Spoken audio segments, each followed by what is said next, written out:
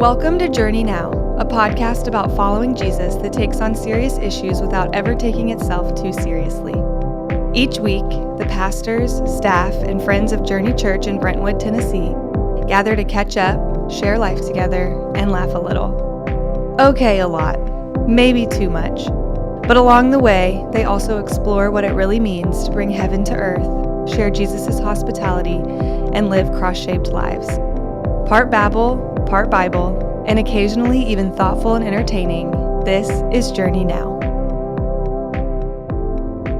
What ups? All right, you ready? All right. It's a full house today of the Journey Now podcast. Welcome to another Journey Now podcast. It's a full house today of the Full Journey house. Now podcast. It's a full house, and we all have something different to drink. Okay, let's go through it. Let's do it. Let's analyze The personality what the drink types says about the person. Okay, Yeah, that sounds really Gosh, Yep. I have too many things that I'm not allowed to say. really. Yeah, Really? yeah. Why? Oh wow. Just because it's, guys, my brain is not okay. I'm seventh. Is it broke? I'm in 7th grade all the time. Oh, That's why we're friends. that's Yeah.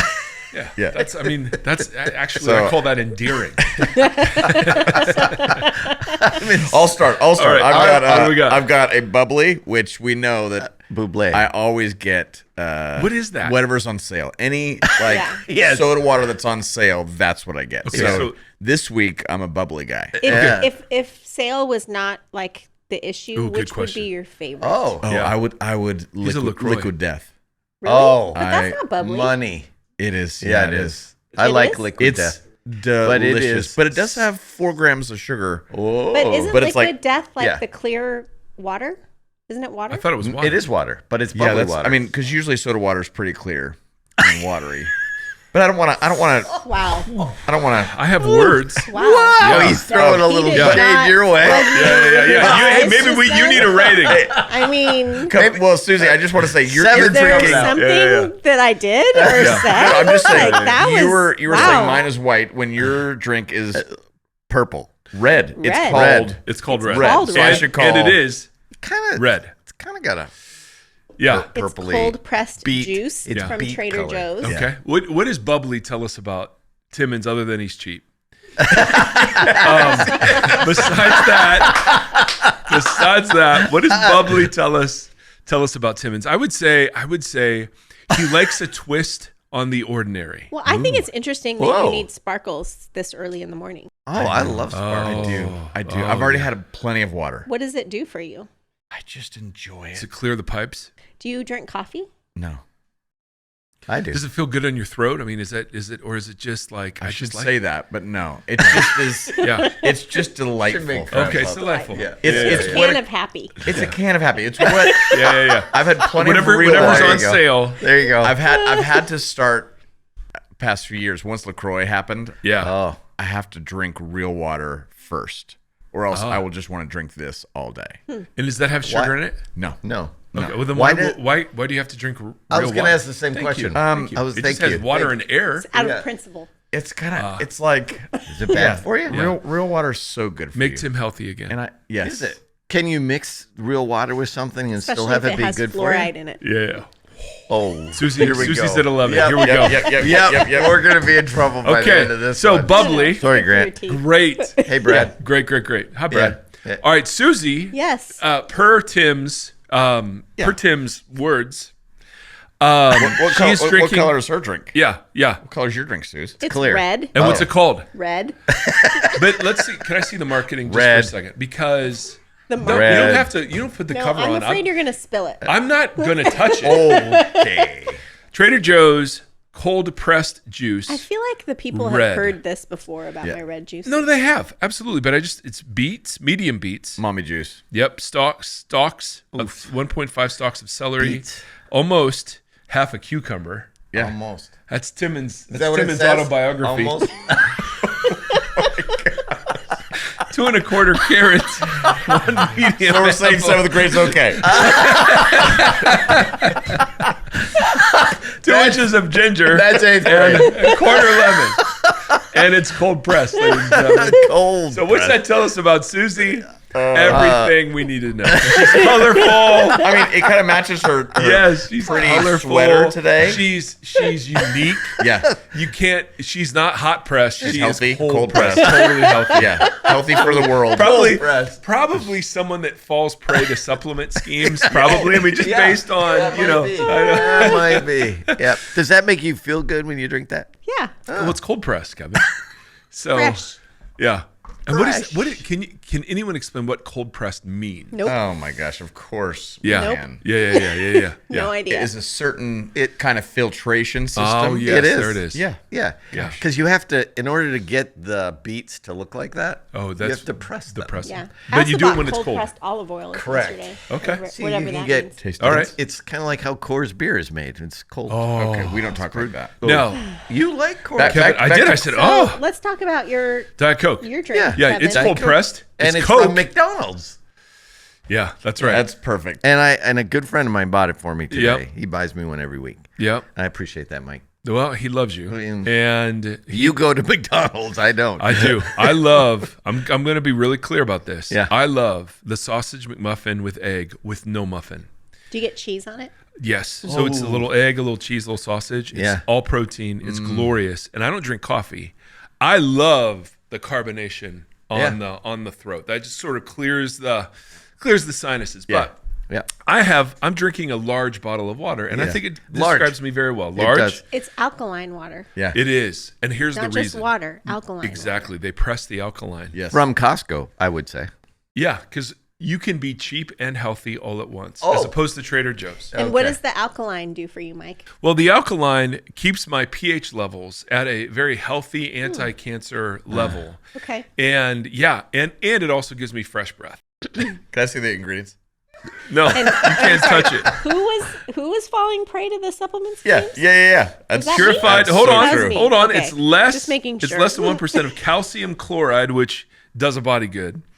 Magnesium chloride and potassium bicarbonate, which I'm low on. They did tests, and the doctor said you need more potassium bicarbonate. So I didn't even know that was a thing. yeah, dude, it's totally. I'm making it up. I have no idea what it is. Uh, I have no idea what any of those things are. All it yeah, says. That's a lot of What, crap. what made you decide to start buying cases of alkaline water? That's a great question. you. That's a great Cases. question. Yes. Well, So it's Costco. You have to buy cases. it's Thanks cases. It's for clearing that $10. up. It's $10 for some reason. For one And this bottle? is totally no for a big old Okay. pack. Big old pack. For some reason, and I realize this is why I'm suspect of supplements and people who love them, because I fell prey to somebody who told me it actually quenches your thirst better than regular water, and now it's in my head that it does, and so I believe that it does, but I believe there's zero scientific evidence for that. Well, but your belief, you're living into your belief, I am. living out of your belief. I've convinced myself it tastes better. Yeah. And I can pound it. Like regular water, I just sort of sip. Like bottled water just isn't great. This, man, it just slides. Yeah. Just slides. And it's fantastic, guys. And the other thing, I mean, the one last thing it does One last thing. Yeah. is it takes care of the rash. I've had a rash Yes, for a very long right. time. That's good. And That's so good. alkaline water really helps. Yeah. There it is. Yeah. So Gosh. anyway, anything else you want to know about the health benefits No. of alkaline Or water? the rash. No. Yeah. Yeah. Yeah. I feel like Kevin's is I win money. today. You might win. But Susie wins. Gosh, I might win. Wow. And Wow, you're very And- generous today. and there's someone else who's winning. I don't know if who's you're winning the totally day. winning. Well, It just it like the McDonald's is such a good fit of just like I eat hot dogs. Like he eats Yeah, hot Kevin dogs and Twizzlers. Twizzlers. If Yeah, Twizzlers was a yeah, yeah. restaurant, Yeah. Sizzler. in. Kevin is. That's right. It's like That's he's right. the most fit person here. No, besides yeah. Susie. Yeah. Yeah, thank you. But and you know he's The got fit man, arms, the fittest man. Yeah. Yeah. Guns on his arms. The He's guy, just he like can wear a Stop it. child small Yeah. t-shirt size. But which he's is the one making out ridiculous. with He's the one McDonald's making drink. out with McDonald's Coke. drinks Yeah, this yeah. morning. yes. I love it. So Yes. Brad, Yes. I like a Yeah. good. I like carbonated drinks. yes, you do, and don't be afraid of it. I'm not. Don't I'm be not. afraid of that. And the okay? beauty of a Diet Coke is it has a little bit of He caffeine also was in making fun of me for bringing a salad today for lunch. it. Well, I wasn't making fun of you. I was just commenting. So Team Banter is losing Yes, on this episode. for sure. I think the amount of Yeah. jumping, Yeah. skipping. But you know what, guys? We start again. We could start over. Okay, so Tim's drinking bubbly today. Good morning. And what did we learn about Tim? Tim. It's cheap. So, yes, Suzie. What? All right. Yeah. So the problem with the drinks is it's kind of they're in the middle age of the like middle age of the drinks. between thing. Yeah. And I like kind it. of like I on like it. Sunday Oh, we yeah. talked That's a about the good segue. between thing. Yeah, And because the none drinks of us are between like because I'm liquid trying to and figure solid. out I'm trying to figure out what force or power is behind Diet Cold Coke. press. And I'm not sure. I know there are certain people that are against it, tried to outlaw it. Yeah. Because Yeah. Coke is a good lobbyist. Well, do you remember Yes. that Coca-Cola, or was it Coca-Cola that used to literally have cocaine Yeah. and cannabis and whatever else back in the like 1800s or Yeah. It something? makes it more addicting. There's a Yeah. whole market for cannabis drinks now, though. Oh, thank you. It says red. Can you get those at so if you Trader come Joe's? if you come in with a cup of green, Yeah. we'll know what's Yeah, going different. Well, on it's not over there. necessarily green. It's just, Oh. infused. So Suzie, what you else think they is make- in your cabinet at home? Yeah, So I'm yeah. like, We should call Steve right now. I've got hot pressed. Yeah. Wow. I don't even know what you call Right. it. Okay. All right. What did we do on Sunday? Good save. Mike talked about the He did. age to come, Yeah. the age that's been, The present and evil the age. and the Yeah. age stuck in the middle. Yeah. And it feels like this conversation, kind of like Feels like a purgatory, bad kind of like Goldilocks movie. Yeah, yeah, or Groundhog Day. We're doing this again. Okay, so how did you do that with a I did it. iPad I and did some it. green? I did it. Man. And you kind of painted a picture of we Yeah. live in the Yeah. in between time. It's Yeah. kind of like what was the name of that show where they the upside down world and Stranger Things. that's it. Yeah, Michael the in Jackson's between time. Thriller. Yeah, that's so it. so Phyllis Diller. Team Bible Yes. is now on the clock. Yep. 11 minutes. Yep. Oof. Yep. That felt longer. can't than get that 11 back minutes. anymore. That You can't really get that felt. back. That was Like- a slog. Yeah. But there were. Sorry about but there that. were some good, Yeah. there were some funny moments. In there. One. I mean, I'm not gonna just shut it down. I'm just gonna say okay. So so Paul uses language in Ephesians 1 where he talks about this present age and the age to come. And that is a very consistent Jewish understanding of how human history was going to unfold in a linear fashion. This present age dominated by sin, evil, death, flesh, slavery, violence, the curse would give way to the age to come during something called the Day of the Lord. The Day of the Lord is the day of judgment when everyone is resurrected and held accountable for their deeds while in the body. And then ushering in the age to come would be the Messiah. And the Messiah would also be called the Messianic age, the age of Spirit, where the Spirit would be poured out on everything, the age of resurrection, the age of new creation, the age of shalom, the age of blessing. All of the reversal of the present age and its evil is what describes the age to come. The shock when Paul encountered the risen Jesus is that Jesus, not only in himself, but his ministry bore unmistakable signs of the age to come, but those were manifesting in the midst of this present evil age. The surprise was that Jesus came as Messiah, suffered and died under Rome, and Rome stayed in power. So the contradictory statement that Paul had to put together was Rome is still in power, but Jesus is enthroned over them. So how do you reconcile those two things? And the way I think Paul was led, and the way Jesus sort of anticipates when he talks about the kingdom as here and the kingdom as coming, is that we live in something called the now and not yet that Kevin was referring to. Then there's a now part of the kingdom where the age to come has been inaugurated. There is shalom. Shalom can be found, redemption. When Jesus is resurrecting, the possibility of new creation for us in the midst of old creation opened up. But new creation in the age to come isn't here in all of its fullness. And so we live between the first coming of Jesus, which represents the inauguration of his kingdom, and the second coming of Jesus, which represents its consummation and all the fulfillment of the things that are here kind of in embryonic form.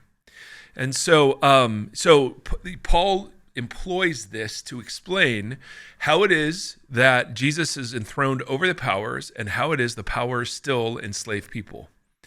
and that both are true, and it has tons of implications about the Christian life. Yeah, the way we live. So are we still living in the present evil age as well as the age to come? Yes, and that Paul says something we didn't get to. In 1 Corinthians, he talks about those of us upon whom the fulfillment of the ages, plural, has come.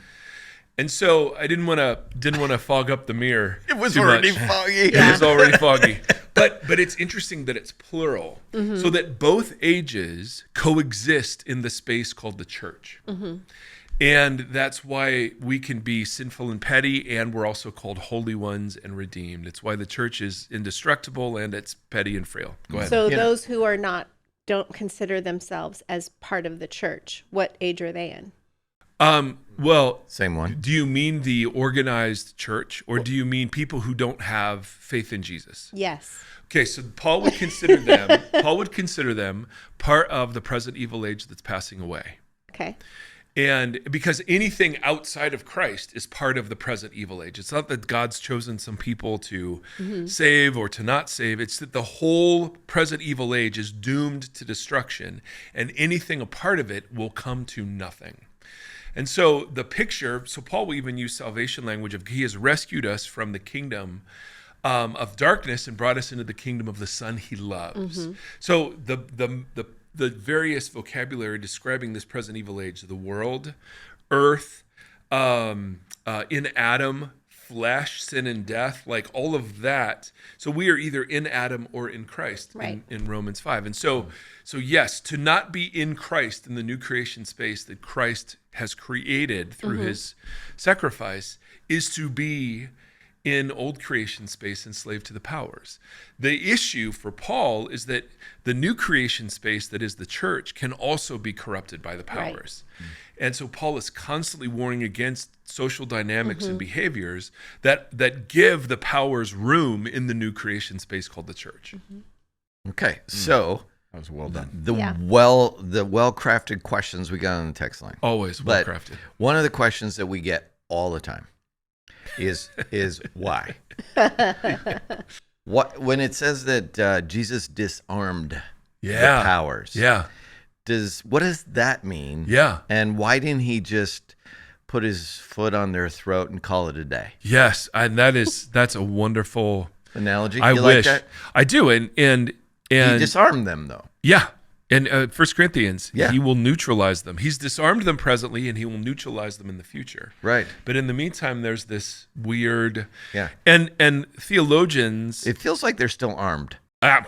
absolutely. Yeah. Otherwise, Peter wouldn't say, Yeah. 30 years later, be on guard, be alert and sober, Yeah. because there is an enemy that actually works to oppose the church. Yeah. So theologians have used various analogies. It's the analogy between D-Day, when we got a foothold in Europe during World War II, and when that happened, victory was assured. It was just a matter of time. And so theologically, the idea is there's a difference between when the war is won, and shalom rules. So you can sign a peace treaty, but that doesn't mean there's peace. You can liberate slaves in theory, but we know for years after, people were still enslaved. Yeah. And so the only reason we're given for it being done this way comes, I think, in 2 Peter, our first, I always confuse the two. I think it's 1 Peter, where Peter talks about the day of the Lord is coming. It's not yet happened. And he's holding off so that as many as possible could come to a knowledge of God. And I don't know what that means. I have no idea. Yeah. But that day of the Lord is the second coming, the second Well, Advent. it's now called the day of Christ. Okay. Yeah, so the shock was we thought there would be one day of the Lord of resurrection and judgment, but actually there's two. One when Christ comes and he judges the powers. He even says in John all over the place, the powers are now falling as I'm enthroned as King of the universe on the cross. So the powers have been cast down. And 1 Corinthians 15 will talk about a day of Christ where Jesus will hand the kingdom over to the Father once all the powers have been fully subdued. I thought it was really interesting how you mentioned how this helps you understand why so many faithful Jewish people don't believe that Jesus is the Messiah. Yeah. that it just makes a lot of sense because it's not. What are you laughing at? Oh, it really it does. It's not funny, but it is the reality. Yeah. Well, Kevin, we've talked before about how one of the worst things that Christians do is they feel like they have to make Judaism look bad Right. in order to make Christ beautiful. Right. And Jesus was so Torah observant, as was Paul. They didn't see themselves as doing anything other than fulfilling. Yeah. the They were Jewish. very much Jewish. Absolutely. And so, one of the ways that this comes out is, well, how could those people miss Jesus? I mean, it's just so obvious. And it really wasn't. I talked to a gentleman years ago when we lived in California who just said, when Messiah comes, there will be peace on the earth, and there's no peace on the earth. And that's straight from Isaiah. Yeah. That's straight from Isaiah. Yeah. And so, yes, the idea that Jesus could be Messiah and have suffered and died and have ushered in the age to come while Rome was still in power. I mean, it's a category mistake. Yeah. You can't, by default, you can't be Messiah. Right. And be crucified by the Romans. Right. And how long did Jesus' disciples, need to understand that? So I think, and Paul seems to indicate there is a grace and a mercy. Oh, I thought you were pointing at something. I know. I was like, and I need to talk in the microphone. Yeah, you do. There does I've seem never to be. seen that before. I was like, is that cut? Yeah. Is that? I'm sorry if you're just listening to this. And if you Kevin have a was beard like scratching mine- his beard if you have and a beard with like one mine- finger. But on the side of the finger. Yeah, on the side of the finger. I mean, It was just an interesting thing. It was just Here's the thing I think most people don't understand tell him. is that the way to defeat the powers, Ephesians. is through suffering and persecution. That's where we're going this week, Kev. Don't go far. Sorry. Don't go far, Kev. That wasn't going to go far. You see. Spoiler alert. Yeah. Wow. Yeah. Wow. Yeah. American church loves this. Yeah. Yeah. Yeah. Ephesians. It's Don't go far. because Don't do it. Jesus. Okay. I'll stop. Is Lord. Yeah. Yeah. Defeated the powers. Whoops. Yeah. No, that's great. That's great. We just Cut that out. No. Here's what's here we beautiful. go, the hat. Remember, there's a fly in here, Brad, and Ken, on your head. Tim. He's the only one that's still listening. I Yeah. guarantee no one else has made it. This This is horrific. This is one of our Yeah. Although I will say the Bible part was okay. stellar. So did we get any questions? Suzie P. I was hiding my phone because I was told. Oh yes, yes. We have a text line, ladies and gentlemen. We do. People text in questions. I'm trying to figure out Kevin and which one Suzie. of these is better. Yeah. So, but some of them are, anyway. How could you speak to those who refer to your faith has healed you? Yeah. That Jesus often said when he healed, and also that Jesus seemed to heal everyone who asked him by faith in recorded events of the New Testament, coupled with the idea that some people had to. There's another question that's very similar to this because you talked about in the time of Jesus, is that the in-between time or was it after he was crucified? Or and it, he waited till Lazarus was dead before he went and raised him from the dead. And then sometimes it took 2 touches for the one guy because they didn't have enough faith. What's the story? What does faith got to do with that? All right, I want to start. What was the last part of their question?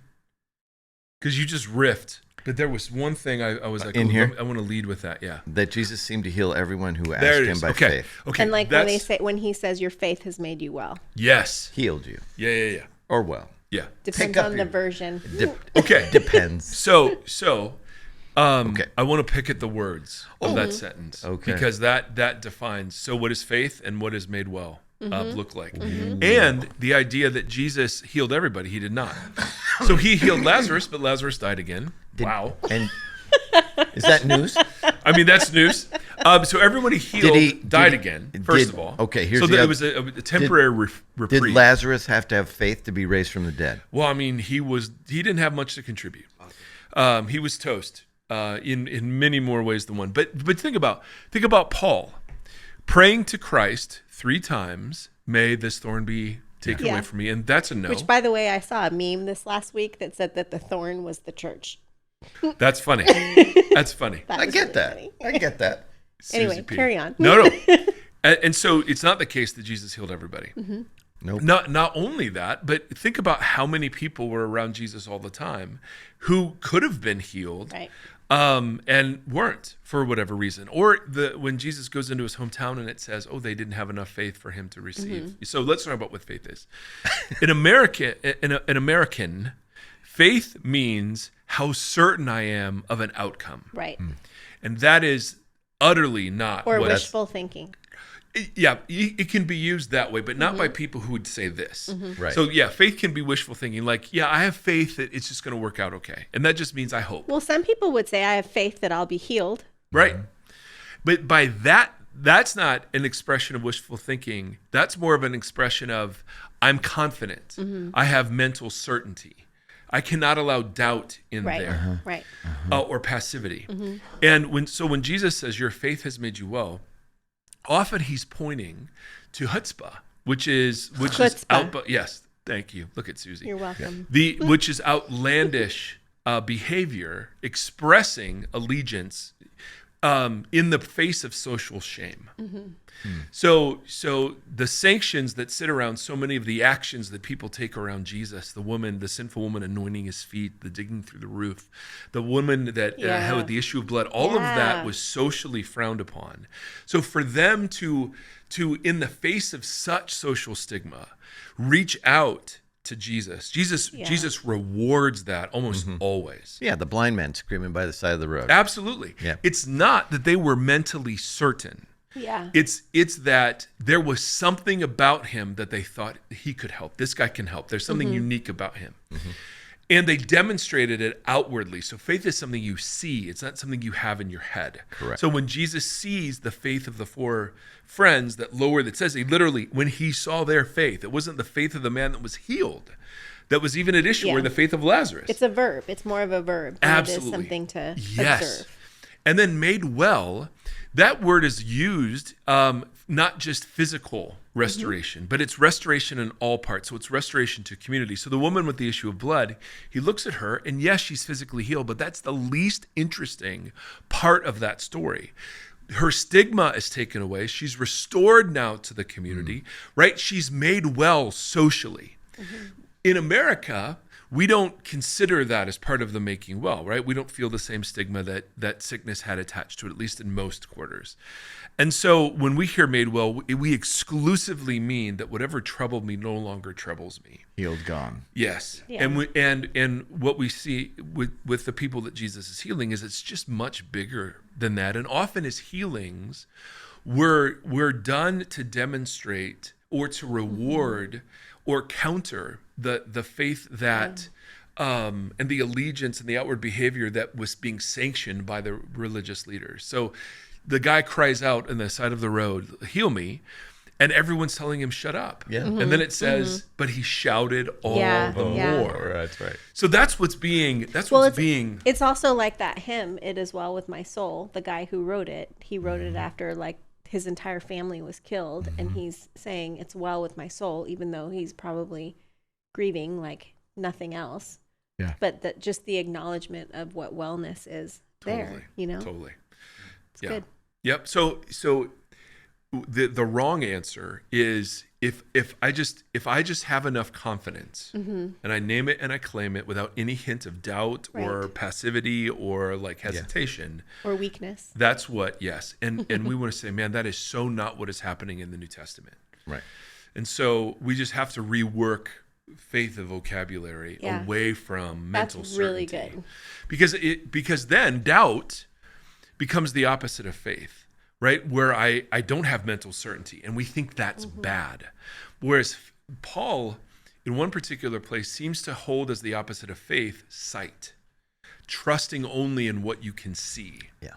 And that seems to be the opposite of faith, not doubt. There's all sorts. Jude says, "Be merciful to those who doubt." So there's tons of mercy for doubting, because faith isn't mental certainty. Faith is action, even when you're not sure how it's going to go. You know? Yeah. So Which is very anti how so many people have been raised in their faith, that their faith is meant to be certain. And if the moment you have any doubts about anything being real or true or what it was, like then well, James like says you're double-minded, tossed about. But it's like you know, that's what this whole, like we have an entire generation that's like, you know, reorganizing their faith or how they practice their walk with Jesus, or even walking away entirely because the definition of faith that they were given is not actually biblical faith. Correct. Yeah, I mean, if it's certainty, then all it takes is one college prof saying, hey, we're not sure Moses wrote the Torah, and here's why. Or, hey, here's some really interesting, compelling biological evidence for an extended period of the universe coming into being instead of 7 days. And that wrecks everybody.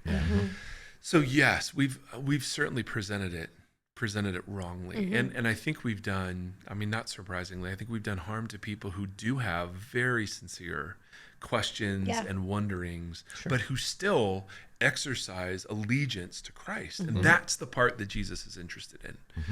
Because the thing that I just, one little comma to all of that is that very often God steps with us. He doesn't step before us. So because God desires partnership, he steps with instead of just waiting for us to pass, for us passively to wait him to do something. And so you'll see it in Paul a lot where, we decided to go here. And then the Spirit's like, no. Well, then we go here. And it's not like Paul's praying. He's just like, he's just acting in the world, and God is either with him or redirecting him. It's not this passive, let me seek the will of the Lord and burn incense, kind of like, let me examine the stars or something. It's like, no, we're image bearers. Yeah, we do stuff. We do stuff. Yeah. And it's God who steps with us rather than steps before us, So very often my prayers or my faith is designed to get God to step first. Whereas I can step first with all kinds of doubts and see that God has stepped with me. You know what I mean? Yeah. So what's that look like in a healing prayer? As you're praying for somebody's healing, what's that look like? So because I can't do it. Yep. Like we can't do the healing. Yeah. So if I'm praying for someone to be healed, and this is Tim and I, we churn on this stuff a lot. How do you pray for healing? And when I look at how healing was prayed for in the New Testament, it was James passage, bring him to the elders. Absolutely. Yeah. And confess sin, which was tied to sickness, interestingly enough. But then you have very clear and direct requests. There isn't a formula. There isn't and to Kevin's point earlier, Jesus never healed somebody the same way twice. And so there isn't, it's almost as if God knew we would try to formulaize this. So I ask very directly for what I want. God, I want you to heal this person. I also lament that I even have to ask that the existence of this present evil age over them, and that sin and death and disease are not the fault of the person, but part of the fallen world. And I pray in faith, believing that God can and does do this. What I don't pray with is mental certainty that he will. Because I do recognize we still live in an age dominated by sin, death, and flesh. Yeah. Does that make sense? Yeah. So I'm sorry, one last thing. My goal isn't to conjure up mental certainty and talk myself into it, so I'm trying to talk God into it. Because if there's a part of my brain that didn't believe it, then I'm screwed. Yeah, then you're screwed. And it's like, no. Could you imagine any human parent doing that for their kids? Jesus just drew on the analogy of parents and children to say, even though you guys are jacked, how much better God is? Yeah. What human parent would do that to their children? Oh, you didn't mean it enough. Right. Oh, my Lord, and blame the victims? Come on. Jesus does the opposite of that everywhere. And so he says, keep on asking, keep on seeking, keep on knocking, right? Jesus himself prayed a prayer that wasn't answered the way he wanted to. Right. And so you're just like, the whole Bible is full of people who prayed things that didn't happen. Yeah. And so when I pray for someone's healing, I'm prepared to receive the healing that could happen over time and subtly, the healing that could come through wisdom and medicine, the healing that could come from just being not alone in the midst of it while you're walking a difficult road. I'm prepared to receive the social healing that people can come around and provide money and care. I'm prepared for the verdict that no, this is a sickness that will lead to death. And none of those things are surprising to me because we live in the now and the yet. I celebrate when he does heal because we live in the now. But my faith isn't wrecked when he doesn't because we live in the not yet. In this world that we live in. Say it. There will be trouble. There will be trouble. And that starts with T and that rhymes with P and that stands for pool. But with that being said, that's from the Music Man. Check that Coke. Check that Coke. Yeah. Check that Coke. I was going to say, we accept what?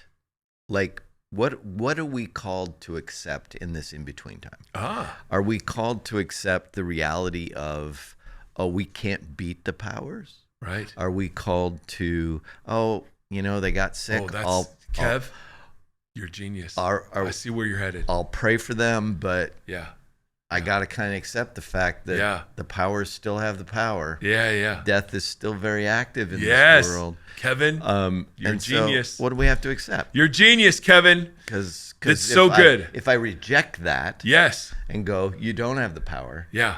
And I lose all the time. Yeah. Eventually it becomes, this sucks. Okay. All right. Man, this is so great. What time is it? We got 50. Okay. So the work of the powers, as we've talked about, exists at a macro level. They exist of ideologies and what humans consider normal. They're unclean spirits, or what we call demons, seems to exist at a more micro level where those beings oppose the work of the church specifically. When it comes to the powers, what we're supposed to do is to name them and resist them. So that's what Paul's going to get into in Ephesians. We name them. And so the isms that have terrorized human beings, the myth of redemptive violence, the subjugation of women, the slavery of fellow image bearers, like we name those, and then we build communities that resist those dynamics. Absolutely. So that's the role of the church. The churches are there to be spheres of resistance to the powers. So we just don't accept or give in. No, to that. That's so good, Kev. So we're not just passively.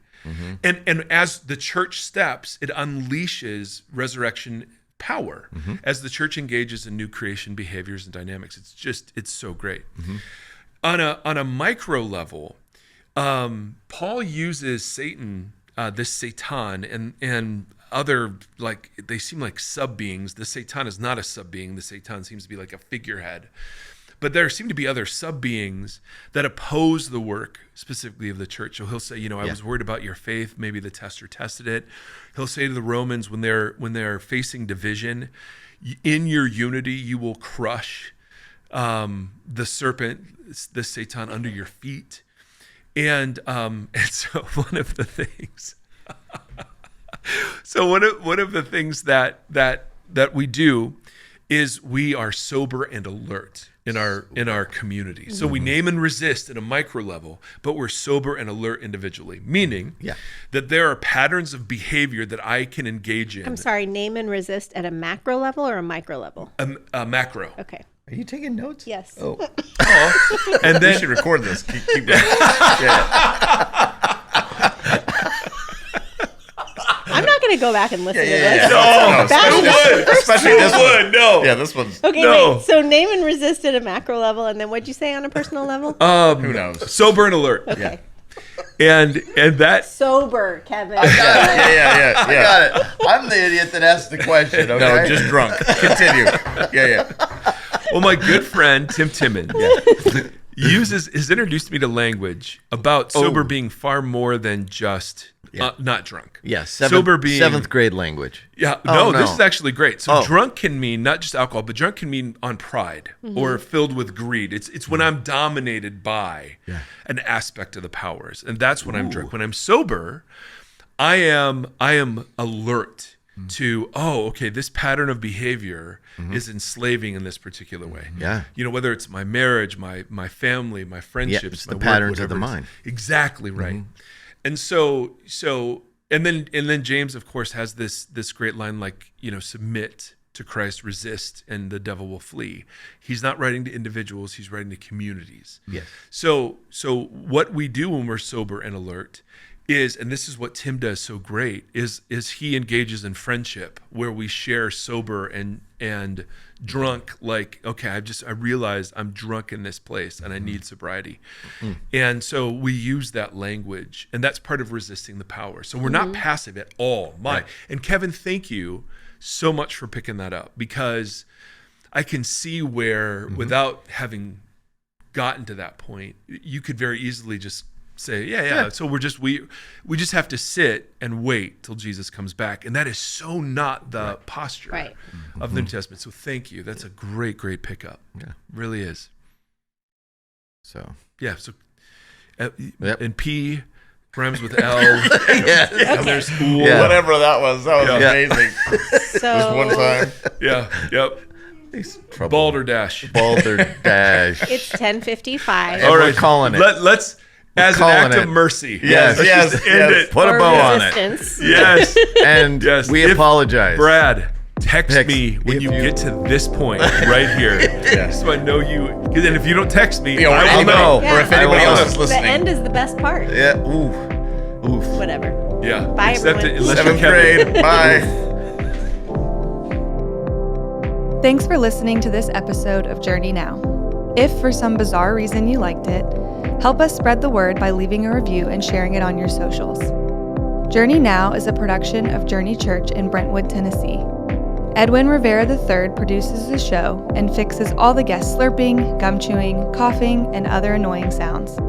Randy Hansen provides technical assistance even though he denies it. Grant Opperman edits Journey Now and intervenes when necessary to tell the crew that you can't say that. Special shout out to dear listener Brad Erre and dear YouTube watcher Seth Erre. If there's anyone else who makes it through each week, we're so sorry, and thanks to you too.